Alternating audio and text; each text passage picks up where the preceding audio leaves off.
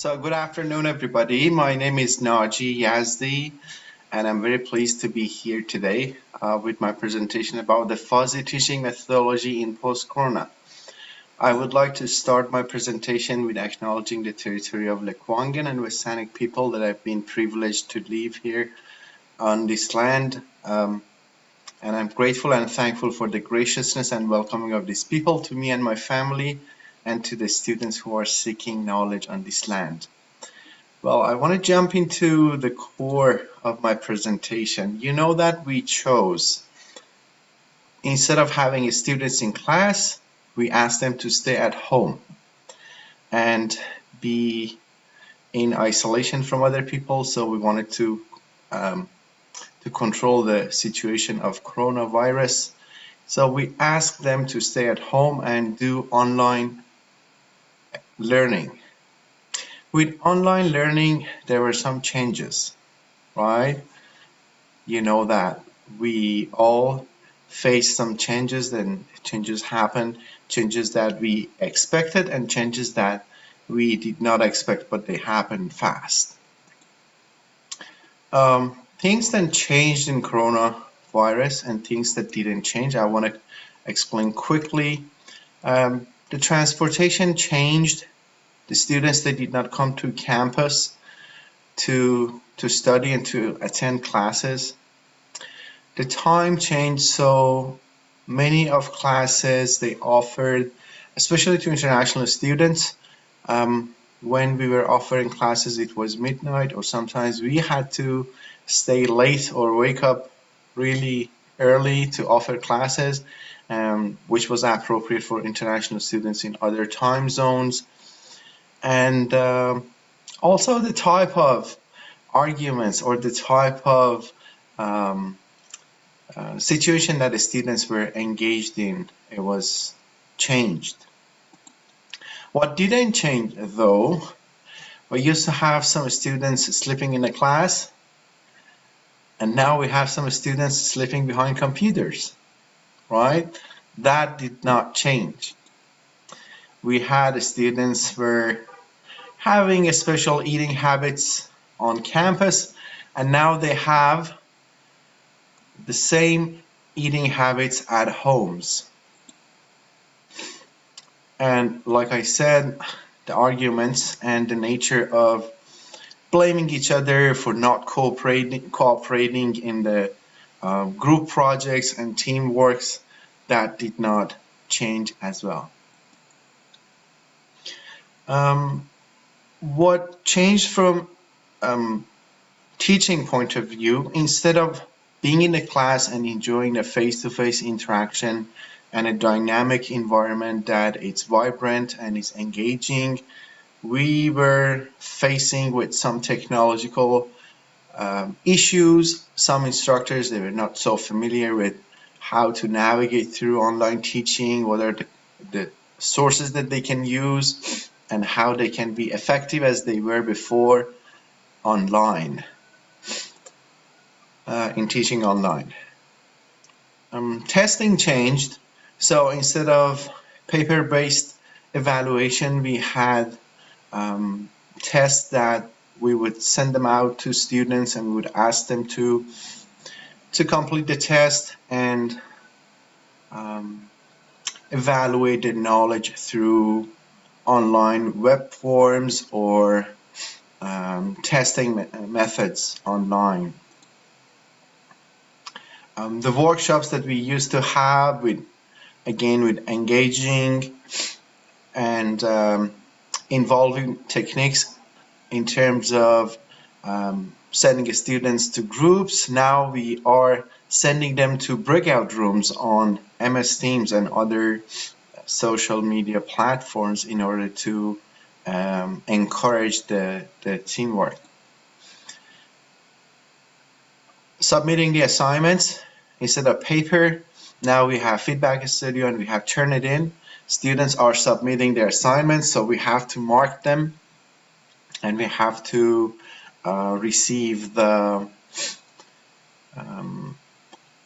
assignments through different modules, and we don't have that opportunity to provide feedback on paper. We can do that through other tools, which is great. Some of these tools give us the opportunity to leave voice, to leave audio, which you cannot leave your audio on a paper, or you cannot record your video. But some of these media, they enable us to leave verbal and audiovisual feedback for students.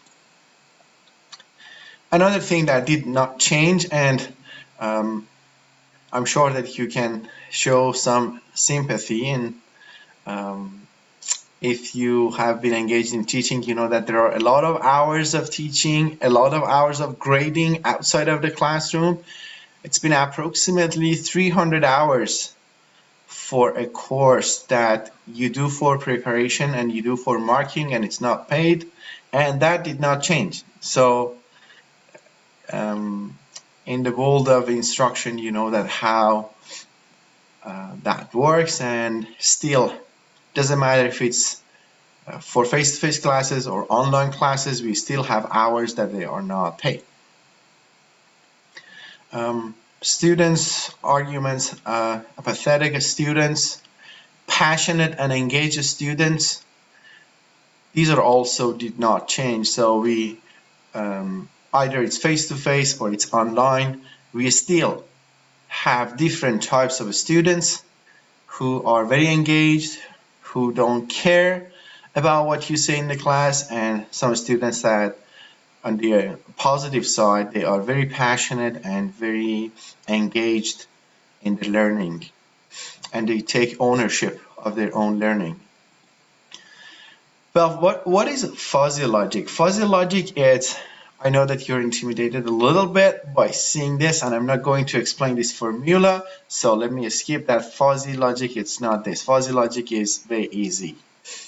Instead of a Boolean way of thinking that at the input we have 0 and 1, and in the output we have either 0 or we have 1, in the fuzzy method we can have different input 0 and 1, and the output can be something between. So in the fuzzy logic, the output can be neither 0 nor 1, but it can be something between them. It's gray, it's not black and white in comparison to the previous method.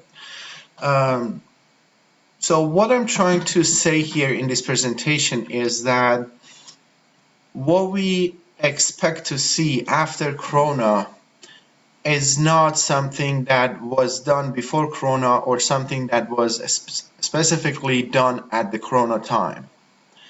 We cannot say that everything that we did before was great and everything in Corona time would be different in the future. What we will see in the future would be a combination and a fuzzy output between what we were doing before Corona and what we did at Corona. So that's what we will see in post-Corona.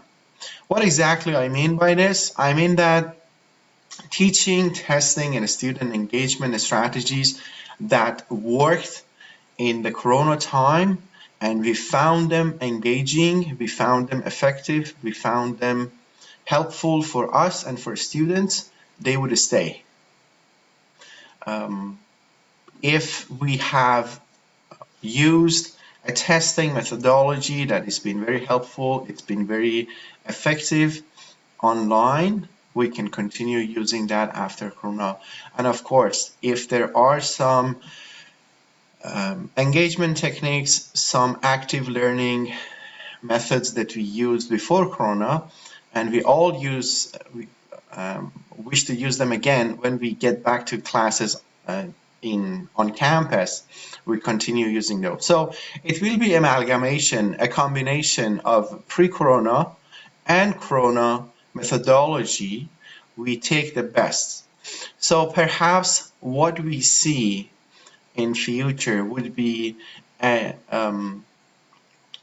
combination of using face-to-face methodology and online methodology in teaching, in testing, in active learning, and in student engagement. We would keep both. Something that will not change again, like in the past, we will face again with apathetic students, with engaged students, passionate students, and eating habits. All these will be the same. So from the audience point of view, from the student part of the story, we will have all those situations that we had in the past, whether online or face-to-face. Some problems that I faced as an instructor in the Corona time, and how I came up with solution to resolve them, that I want to share with the audience in this conference, is it was a little bit overwhelming to at the beginning to use different platforms for communication with the students. I had messages in my Outlook that a student receiving emails from students. Some students, they found me on WhatsApp, they sent me messages on MS Teams and also through Moodle. So it was a little bit overwhelming instead of the channel of communication with the students. What I did, I integrated the communication and I asked everybody just use one platform to communicate. And I asked them not to use any other platform for their communication. So in that sense, I was able to manage my my communication channel with students. So I thought to share this with you. That helps a lot in saving time and in organizing. And when you have all communication in one platform, then you have the ability to search and look up for the history of communication. So that's easier. But if they are spread all over the different platforms, you cannot find the history. The other thing that was very helpful was the active learning behavior that I promoted in the class. So I assigned roles. I'm not sure if you're familiar with, but I've been privileged to be a Toastmaster in the past 10 years. And in Toastmasters, you take a role in each meeting that you attend. So at one meeting, you are the table topic master, you can be the evaluator, you can be Mr. or Madam Toastmaster, you can be all counter, or it can be grammarian. So what I found very helpful and very engaging was giving roles to students through each meeting. So in each meeting, I had a moderator, an evaluator, and presenters that they were presenting their business proposals or whatever was the assignment of the day. And I really found it very helpful.